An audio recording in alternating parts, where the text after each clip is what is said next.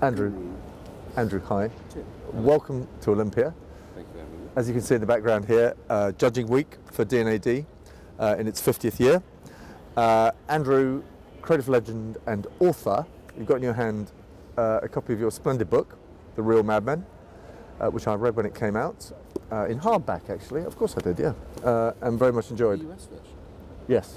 Well, I suppose it was. I don't know. Hardback in the US. What inspired you to write it in the first place? Well, it wasn't money. I'll tell you that for nothing. I took everything for nothing. It's just a cracking story. Yeah. It really, really is a good story. And obviously it got impetus from the Mad Men series, which is set in the era. And the best story in advertising, the best period in advertising is undoubtedly New York in the 1960s. And I've got huge respect for the TV series. I think it's really, really, really good. But it doesn't represent what was happening in about 10% of the agencies at the time, which was this revolutionary work which was kicked off by Bill Burr. Yeah. In some ways, it is written as a reaction to the series, isn't it? Like you, I think it's wonderful. Yeah. But as you point out, and is pointed out, I think by some of your interviewees, it kind of ignores the creative revolution to a considerable extent. Yeah. There's nothing wrong with Mad Men at all. I think there's an awful lot right about it. Yeah. Of that sort of agency, and that was like 90% of Madison Avenue. Yeah, still is. But the big, but the big story, which has grown retrospectively, but rightly so, was what was happening in that 10%. I tell you, there's an analogy I've used in the past. I don't know if it works or not. You'll tell me. But if you think about, say, transatlantic air travel since the war. Freddie Laker was a tiny part of it, represented only about 2 or 3 years in history, but a fundamental influence on what happened since then, and that's what the Creative Revolution is about. I know you interviewed loads of the survivors, if you like, and thank God you did, because they're getting to be older now. Who were the most stimulating, interesting, inspiring interviews that you did? Well,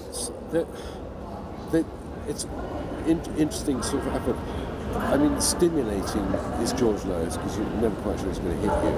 And Jerry Delphine is always funny. Yeah, funny guy, yeah. I'd worked with him before, actually. I worked with him in the 80s. Yeah.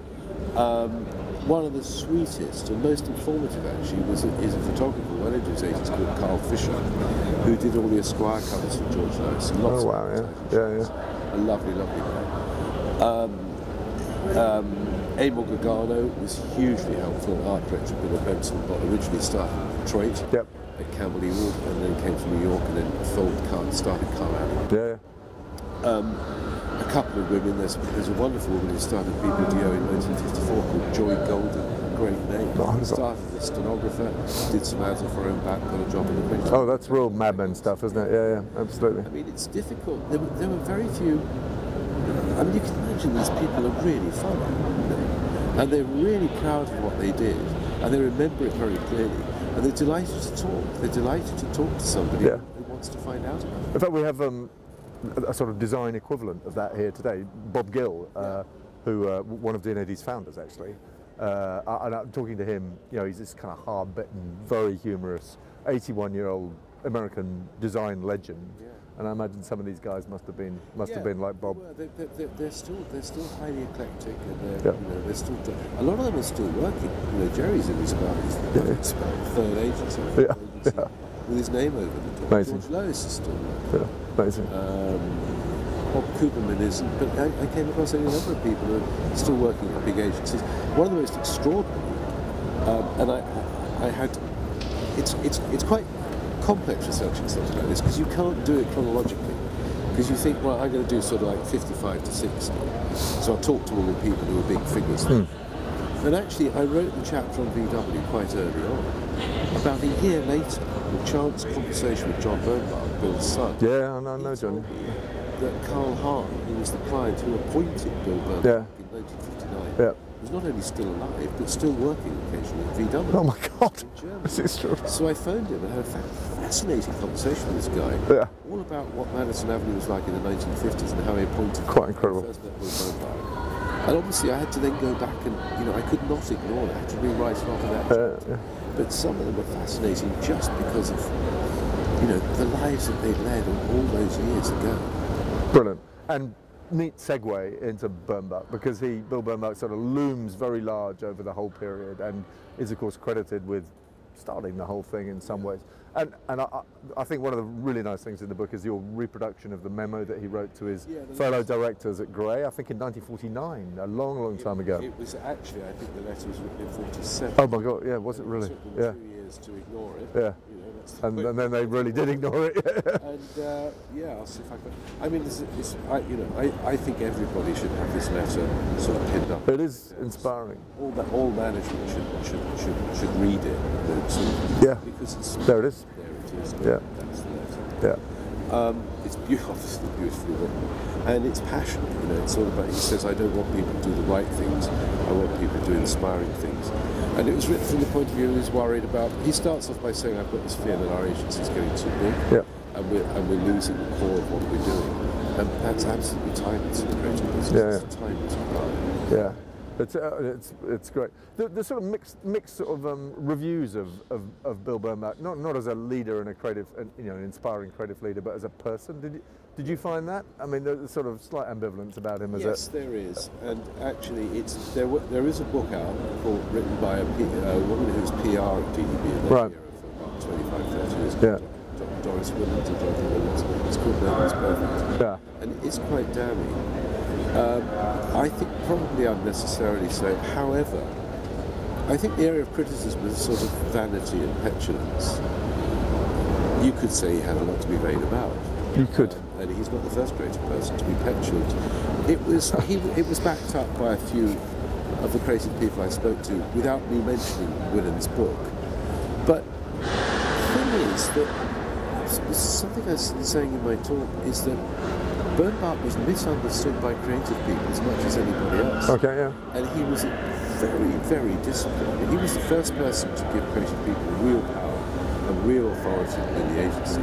But in return, he demanded responsibility. And what happened, and the reason why perhaps the Creative Revolution foundered for a while, was a lot of creative people, they got the fun, they got the irreverence, they got the wackiness of the sort of work that D&AD did, but they forgot all about the responsibility, and they forgot that ultimately they were supposed to be selling products. Yeah. Bernbach's key quotes is, "We have to kill the cleverness inside us, we're here to sell our clients' products, not ourselves." And that could have actually pissed off quite a few creative people who thought that once you got to the sort of beacon on the hill, D&AD, you could do whatever you like because you were creative. That wasn't the way. Not so. And more often than not, he would agree with clients against his own creative people. Yeah. But then he had the style, and he had the whatever it takes. Did he write ads himself? I mean, or did he just inspire other people to write them? No, he did actually. It's not very much recorded, but certainly looking at stuff that Bob Gage was talking about in the early days of Phyllis Robinson, the first creative director. A wonderful woman, Phyllis Robinson, really beautiful. They regularly reference ideas that Bill had. Okay. He very quickly didn't want to write the copy. He'd come up with headlines and he'd come up with ideas. But there's no question that he was a great creative thinker as well as a great creative leader. It's a good question, mate. Nobody's ever asked me that before. It tends to be received wisdom that he wasn't really an active writer, and probably as the agency got bigger, he wasn't. But there's no question that he, in the early he could do it. He was responsible for Orbach's, and probably for that Levy's campaign. Right. Great campaign.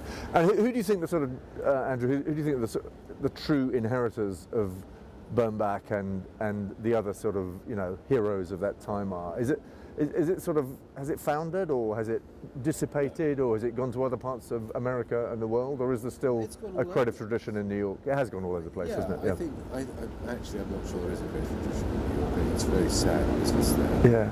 Yeah. To be honest, I don't know enough about it. There's probably people here know far more about it than I do. But the reason why it should be celebrated is that it wasn't the start of good advertising. It had always been good. Ray Woodkin. Yeah, he was a great guy. In the 1930s, it was a bloody good. It was, yeah. And it remained good in the 1960s as well under Steve Frankfurt. Yeah. But it, as I say in the talk, once D&AD did VW, and it was a national brand, and it was successful, creative people took courage for that. Before that, they'd never had a champion. You could be an individual creative person at Benton & Bowles or at McCann, or Ogilvy and Mather. Well, Ogilvy's did it for a while, but they lost the plot around about 1960.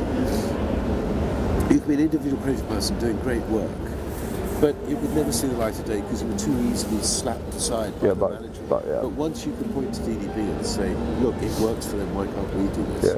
That gave it impetus, and it then did spread all over the world. Yeah. Who do you, just as a sort of random last question, where do you see great work coming out of now? Is there anything that particularly excites you? Do you mean agencies? Yeah, agencies and cities actually, as much as anything. I don't have a television. I'm not sure if I believe that, but okay. Do you really not? I do go on the internet, but my homepage is the Archers. So that gives you an indication of just that's where great. I stand. Okay, that's good. Listen, hold the book up because it really is good. And if you're interested in any part of advertising, you should buy a copy.